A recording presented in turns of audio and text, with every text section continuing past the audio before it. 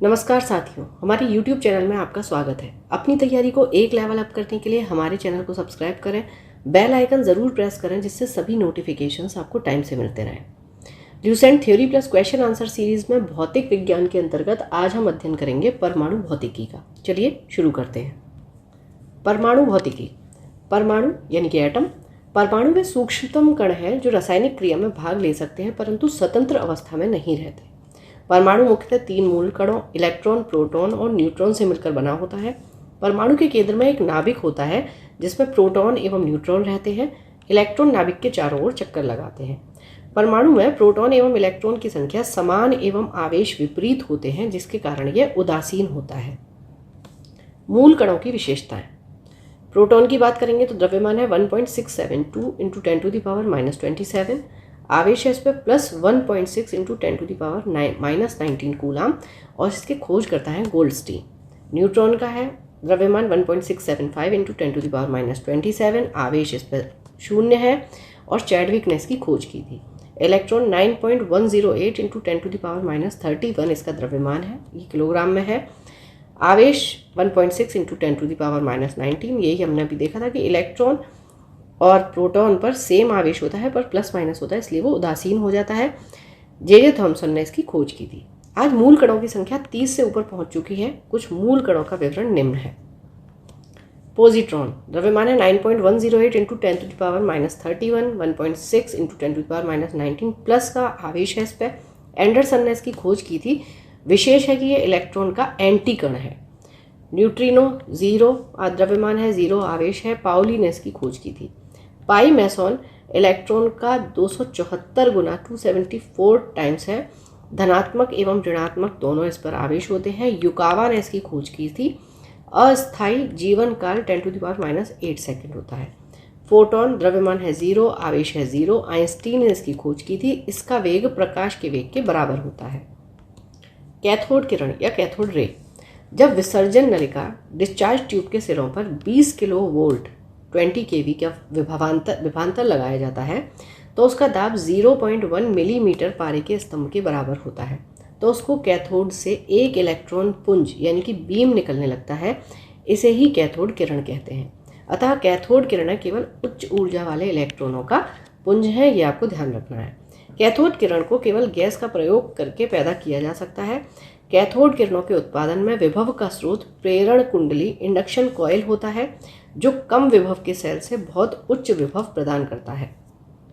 यह पारस्परिक प्रेरण के सिद्धांत पर कार्य करता है। कैथोड किरणें अदृश्य होती हैं और सीधी रेखाओं में चलती हैं। कैथोड किरणें ऋणात्मक होती हैं, इसलिए कैथोड से एनोड की तरफ गमन करती हैं।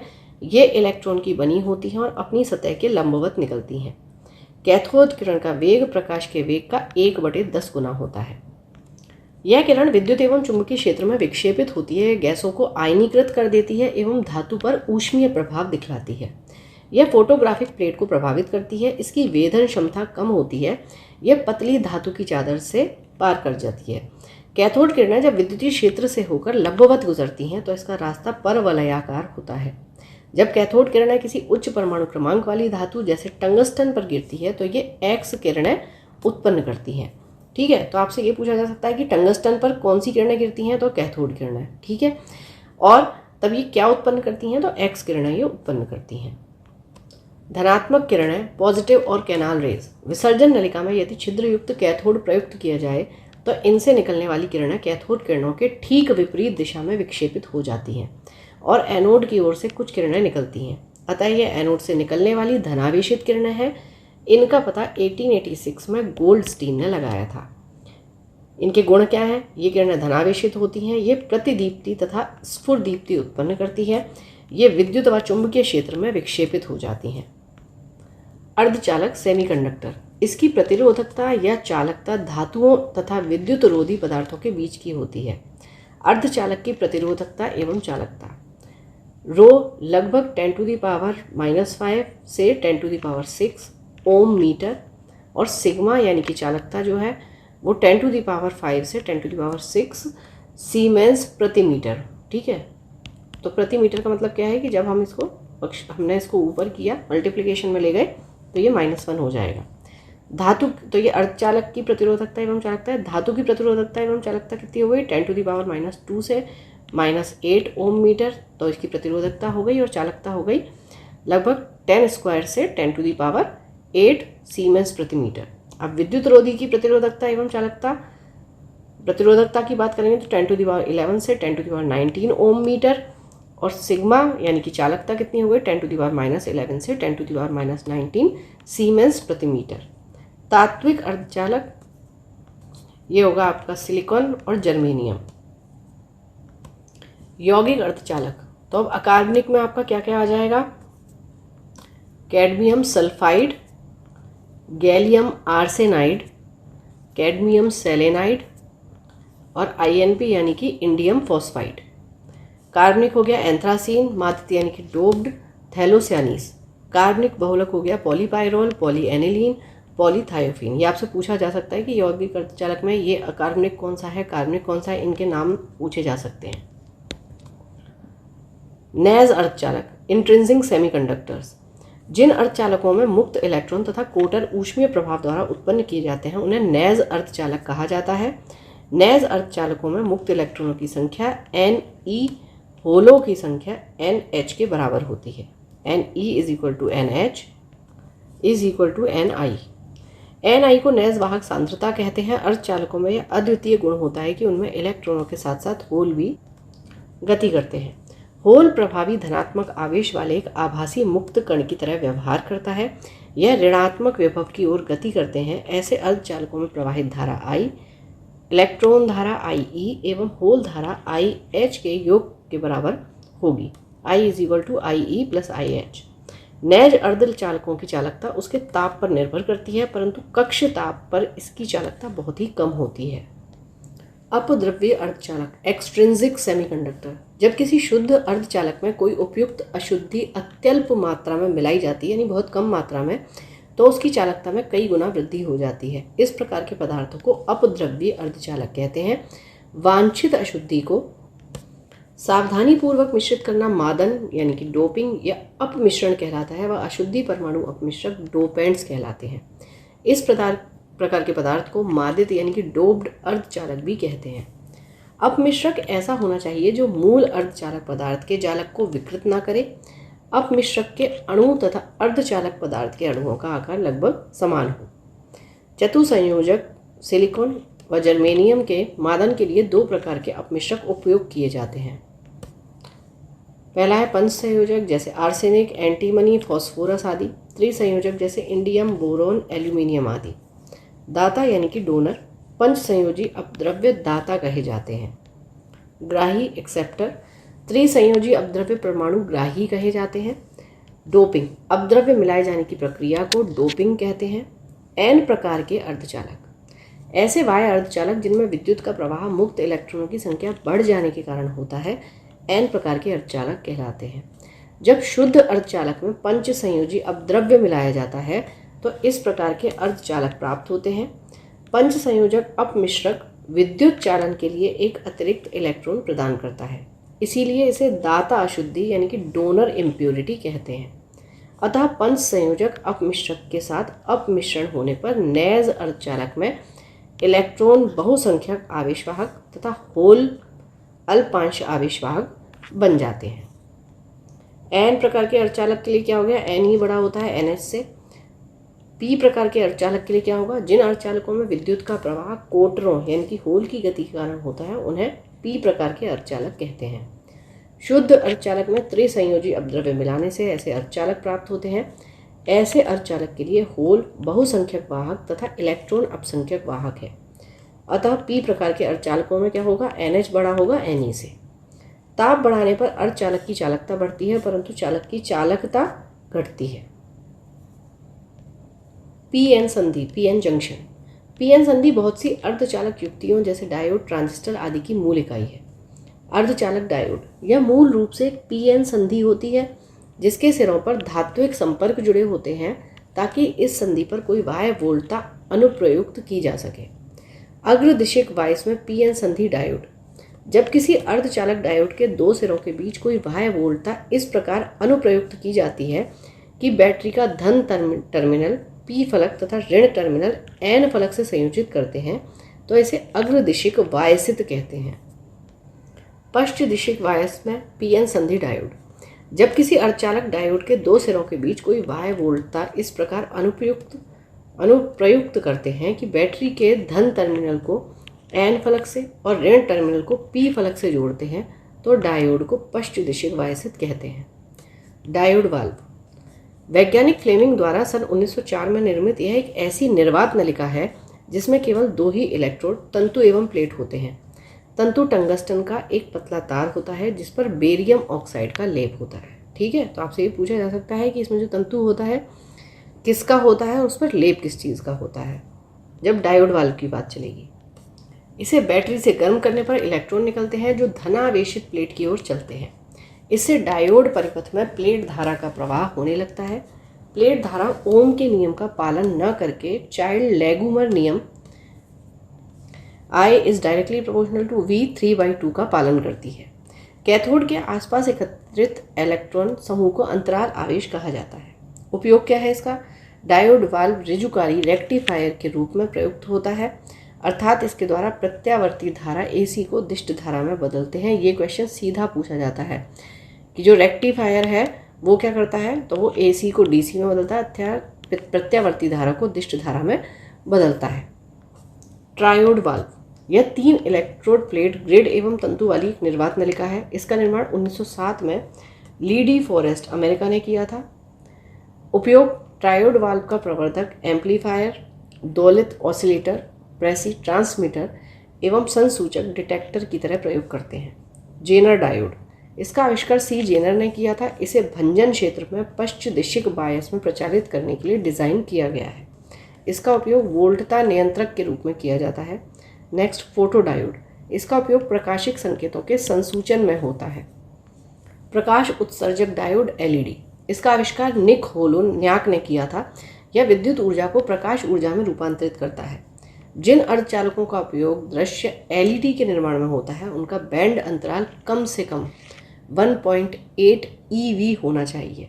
दृश्य प्रकाश का स्पेक्ट्रमी प्रसर लगभग 0.4 μm से 0.7 μm है, अर्थात लगभग 3 EV से 1.8 EV तक ये होता है। यौगिक अर्धचालक गैलियम आर्सेनाइड फॉस्फाइड का उपयोग विभिन्न वर्णों के LED के निर्माण में होता है। Ga आर्सेनाइड 0.6 और फॉस्फाइड 0.4 का उपयोग लाल LED बनाने में। Eg 1.4 EV का उपयोग अवरक्त LED बनाने में होता है। इन LED का उपयोग सुदूर नियंत्रण, चोर घंटी संयंत्रों, प्रकाशिक संचार आदि में किया जाता है। सौर सेल। सौर सेल मूल रूप में एक ऐसी पीएन संधि होती है जो सौर विकिरणों के आपतित होने पर EMF उत्पन्न करती है। यह फोटोडायोड के सिद्धांत पर ही कार्य करता है। सौर सेल के निर्माण के लिए आदर्श पदार्थ के रूप में उन अर्धचालकों को लेते हैं जिनका बैंड अंतराल 1.5 EV के निकट होता है। सौर सेलों के निर्माण के लिए प्रयुक्त होने वाले अर्धचालक पदार्थ जैसे silicon, GaAs, CDTe, Cu, InSe2, ठीक है, इसको बोलते हैं हम कॉपर इंडियम डिससेलेनाइड। ये सब है। सौर सेलों के निर्माण के लिए पदार्थों के चयन के लिए मुख्य कसौटियाँ हैं। बैंड अंतराल जो होना चाहिए वो आपका 1.0 से 1.8 EV होना चाहिए। अधिक प्रकाश अवशोषण क्षमता हो 10⁴ Cm-1 वैद्युत चालकता। कच्चे पदार्थ की उपलब्धता तथा लागत। संधि ट्रांजिस्टर। 1947 में ट्रांजिस्टर के आविष्कार का श्रेय बेल टेलीफोन प्रयोगशाला USA के J बार्डीन तथा WH बेटन को जाता है। यह ट्रांजिस्टर एक बिंदु संपर्क ट्रांजिस्टर था। पहले संधि ट्रांजिस्टर का आविष्कार 1951 में विलियम शाकले ने 2 पीएन संधियों को एक दूसरे के पश्च फलकों को जोड़कर किया था। जब तक केवल संधि ट्रांजिस्टर ज्ञात था इसे केवल ट्रांजिस्टर कहा जाता था, परंतु समय के साथ नए नए ट्रांजिस्टरों का आविष्कार हुआ व नए ट्रांजिस्टरों को पुराने से भेद करने के लिए इन्हें द्विध्रुवी संधि ट्रांजिस्टर यानी कि बाइपोलर जंक्शन ट्रांजिस्टर BJT कहते हैं। किसी ट्रांजिस्टर में 3 अपमिश्रित क्षेत्र होते हैं जो मिलकर अपने बीच में 2 पीएन संधियां बनाते हैं। NPN transistor. इसमें N प्रकार के अर्धचालक के 2 खंड उत्सर्जक तथा संग्राहक, P प्रकार के अर्धचालक का 1 खंड द्वारा पृथक किए जाते हैं। PNP में क्या हो गया, इसमें P प्रकार के अर्धचालक के 2 खंड हो गए, उत्सर्जक एवं संग्राहक, और N प्रकार के अर्धचालक का 1 खंड आधार द्वारा पृथक किया जाता है। उत्सर्जक एमिटर, यह ट्रांजिस्टर में प्रवाहित धारा के लिए बहुसंख्यक आवेश वाहक की अत्यधिक मात्रा में आपूर्ति करता है। आधार बेस, यह केंद्रीय खंड होता है, यह अत्यंत पतला तथा कम अपमिश्रित होता है। संग्राहक कलेक्टर, यह खंड उत्सर्जक द्वारा प्रदान किए गए बहुसंख्यक आवेश वाहकों के अधिकांश भाग का संग्रहण करता है। संग्राहक फलक साधारण अपमिश्रित होता है, परंतु साइज में यह उत्सर्जक से बड़ा होता है। ट्रांजिस्टर का उपयोग, मूल रूप से इसका आविष्कार प्रवर्धक की भांति कार्य करने के लिए किया गया था, जो किसी सिग्नल को आवर्धित प्रति उत्पन्न करता है। वर्तमान में ट्रांजिस्टर का उपयोग अनेक प्रकार से होता है। इसे प्रवर्धक, एम्पलीफायर, स्विच, वोल्टेज नियामक यानी कि रेगुलेटर, सिग्नल मॉड्यूलेटर, ऑसिलेटर आदि के रूप में किया जाता है। पहले जो कार्य ट्रायोड से किए जाते थे वे अधिकांशतः अब ट्रांजिस्टर के द्वारा किए जाते हैं। अतिचालकता, सुपर कंडक्टिविटी, इसकी खोज 1911 में कैमरलिंथ ओन्स ने की थी। अत्यंत निम्न ताप पर कुछ पदार्थों का विद्युत प्रतिरोध शून्य हो जाता है, इन्हें ही हम अतिचालक या सुपर कंडक्टर कहते हैं और इस गुण को अतिचालकता कहते हैं। 4.2 के अर्थात 268.8 डिग्री सेल्सियस पर पारा अतिचालक बन जाता है। नियोबेस्टीन काफ़ी ऊंचे ताप 100 के पर भी अतिचालकता प्राप्त कर लेती है। अतिचालक पूर्णतः प्रतिचुंबकीय होता है, अर्थात यह पूर्ण चुंबकीय कवच होता है जिसे कोई चुंबकीय बल रेखा भेद कर उसके अंदर नहीं जा सकती। अतिचालकता के महत्व को देखते हुए भारत सरकार ने 1991 में एक राष्ट्रीय अतिचालकता विज्ञान एवं तकनीकी बोर्ड की स्थापना की। घड़ी में क्वार्ट्ज क्रिस्टल का काम दाब पाइजो विद्युत प्रभाव पर आधारित है। चलिए अब चैप्टर से संबंधित कुछ क्वेश्चन आंसर्स। परमाणु के नाभिक में होते हैं प्रोटॉन व न्यूट्रॉन। न्यूट्रॉन की खोज किसने की थी? चैडविक ने। निम्न में अस्थायी कण है न्यूट्रॉन। जिस तत्व के परमाणु में 2 प्रोटॉन, 2 न्यूट्रॉन और 2 इलेक्ट्रॉन हो उस तत्व का द्रव्यमान संख्या कितना होता है? 4। पॉजिट्रॉन की खोज किसने की थी? एंडरसन ने। हाइड्रोजन परमाणु के न्यूक्लियस में प्रोटॉन की संख्या कितनी होगी? 1। इलेक्ट्रॉन की खोज की थी थॉमसन ने। किसी तत्व की परमाणु संख्या नाभिक में प्रोटॉन की संख्या है। परमाणु में प्रोटॉन रहते हैं नाभिक के भीतर।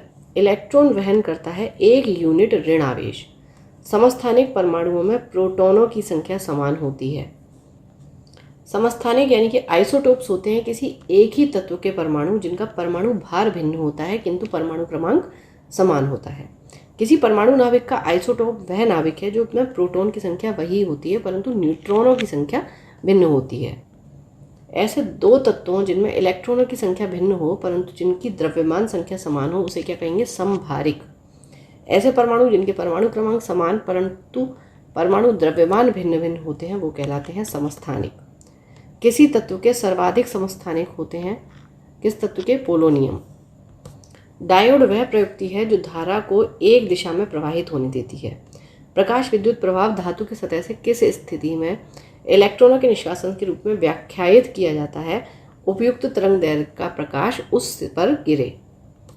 P तथा N प्रकार के 2 अर्धचालकों को जब संपर्क में लाए जाते हैं तो वह जो P-N संधि बनाते हैं वह किस रूप में कार्य करती है? दिष्टकारी के रूप में।